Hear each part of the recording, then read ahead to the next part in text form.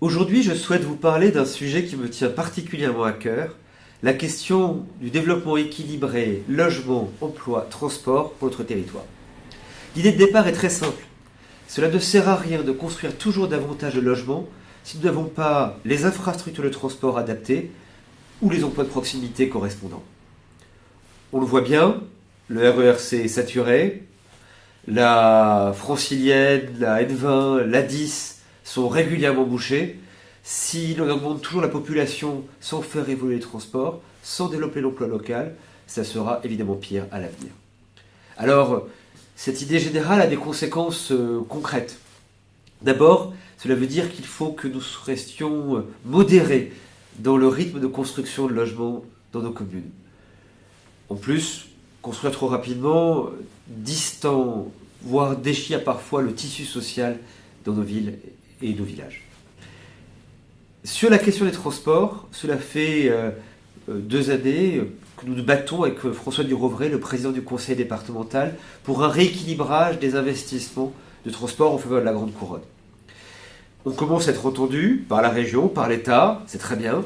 Néanmoins, des engagements ont été pris, mais l'enveloppe budgétaire correspondante n'est pas encore validée. C'est un des sujets sur lesquels il faudra se battre au Parlement à l'avenir pour pouvoir assurer que les financements correspondants soient votés.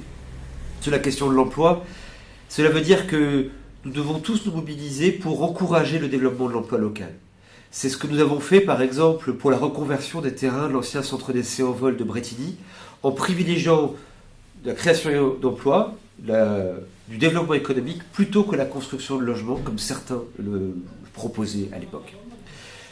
Ça doit être aussi le cas pour une ville comme Dourdan, qui n'a pas vocation à être la banlieue d'Étampes ou la périphérie de Rambouillet, mais qui en revanche a vocation à avoir son propre développement pour l'ensemble du Dourdanais.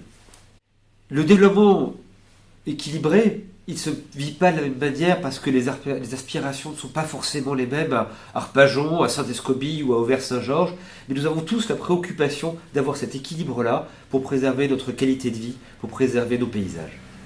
Alors, sur une question comme celle-là, le député n'est pas le décisionnaire en première ligne, mais le rôle du député est d'être en appui des maires, des présidents d'intercommunalité, de tous les porteurs de projets, des créateurs d'entreprises, pour défendre tous ensemble cette vision-là d'un développement équilibré.